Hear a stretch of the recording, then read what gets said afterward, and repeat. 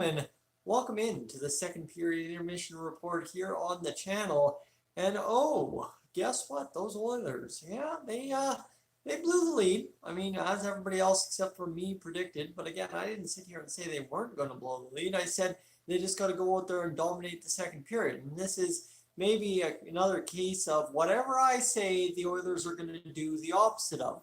Except I say the Oilers are going to lose, they lose. You see, maybe there's a troubling trend there, but end of the day, it is 3-3 between the Maple Leafs and the Edmonton Oilers so far.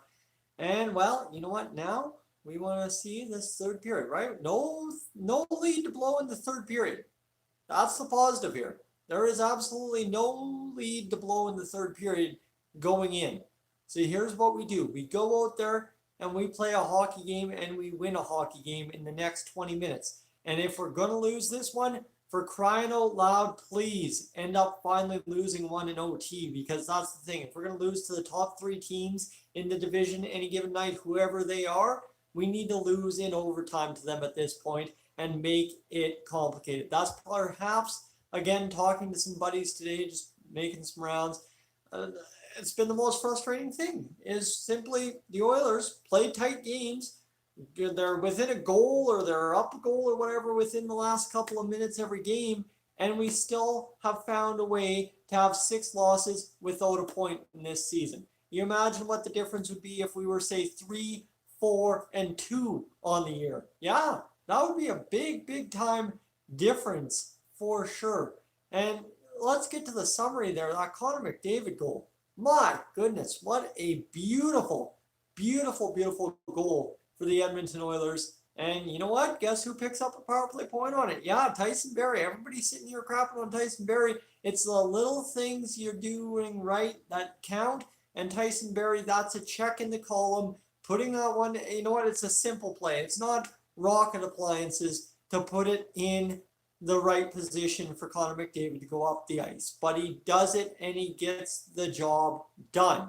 And that's perfect. It's the little things like that that keep a Tyson Barrie, who's been struggling so far through the first, 10 games now, in the lineup. Yeah, he's a -2 tonight, but that's a key assist for him that he gets it going and, of course, allows that 3-1 goal. Because without that 3-1 goal, guess what? The Oilers are down 3-2 right now, if not worse, because the momentum would have landslid even worse. So you look at it that way as well.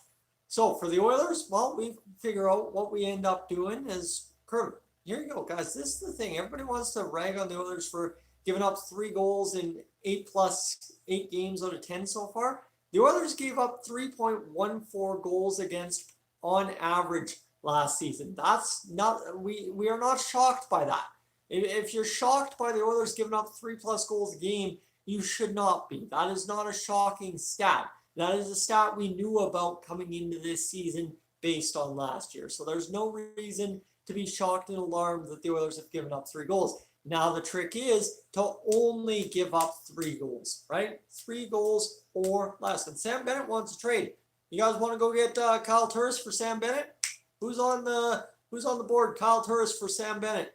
Looks like he's ready to get going. And well, you know what? That'd be a trade, but you know how that would work. Kyle Turris would go put up MVP numbers with the Calgary Flames. But if Sam Bennett's available, maybe we need to talk about cashing in and getting Sam Bennett up here with the Edmonton Oilers, if that's something you guys would be interested in talking about later tonight. So Sam Bennett looking for a trade. Now, my friends, we've got ourselves an interesting position as well. So, 3-3. No lead to blow. 3-3. Can't give up another goal. 3-3. Need the next goal. Need the next 2 goals. Need the next 4 goals. Need the next 5 goals. Need the next whatever. Honestly, right now we should be looking to get this Oilers team as many goals as possible here in this third period. Because here's the thing, right? Is we go out there, get a beauty from McDavid. Sure, it's 2-1 and then 3-1 and then 3-3. But now the key is, at the end of the day, is we've had a tough go of it in third periods. Everybody else has run up the score against us in third periods. It's our turn. All right? And okay, there we go. Straight up, that's why I should log off, because guess what? I have gone out there and, well, what have I said? I have said that the Oilers should run up the score. So you know what's going to get going? It's going to be run up the score the other way. That's the way this season's going. And straight up, to anyone that sits here and thinks, oh my goodness, Tyson keeps ruining my enjoyment of the Oilers because he's so positive. If you need an apology for some guy or from some guy on the internet telling you that the Oilers could do something, you got to reevaluate where you're getting your information from, all right? That's all I'm going to tell you there. So I apologize to anyone that feels they do need that apology, because I keep getting your hopes up. Some guy on his living room couch, live streaming off of his phone in the intermission of an Oilers game, gets your hopes up for the third period and ruins your hockey game. My goodness, I don't know. But anyway, let's get back to it. Devils not expected to give Fitzgerald permission, so I guess that's for the Pittsburgh Penguins stuff. But end of the day, right?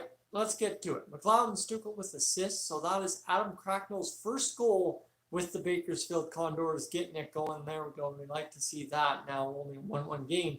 Would like to see that score get run up, and maybe a Cooper Marody light show as well. Maybe something over there. And is Rodriguez starting? That's preseason hockey still for the Bakersfield Condors. Big shock there. The AHL gets the preseason. The NHL does not. And they're playing in Bakersfield this year. Bakersfield is right there in the American Pacific Division for the AHL. Calgary's up here in Canada. But, Bakersfield's scheduled to go on ahead in Bakersfield, California. Now, apparently, Konechny is scratched by the Flyers. How many Saturday headlines are we going to have? My goodness, we're just sitting here watching Saturday headlines go bonkers tonight with all this information. They're giving Chris and Elliot the entire run of the intermission show because there's that much to talk about. That's kind of crazy, but I guess is what it is on a busy Saturday night in the Canadian North Division. So, my friends, we find ourselves in the 3-3 hockey game. Again, here's the thing, right, is I sit here and I can tell you the Oilers should run up the score, the Oilers should do this. If the Oilers were listening to me, they'd probably be in a lot worse of a position. So now, you know what? Go win this hockey game. I don't care how you do it.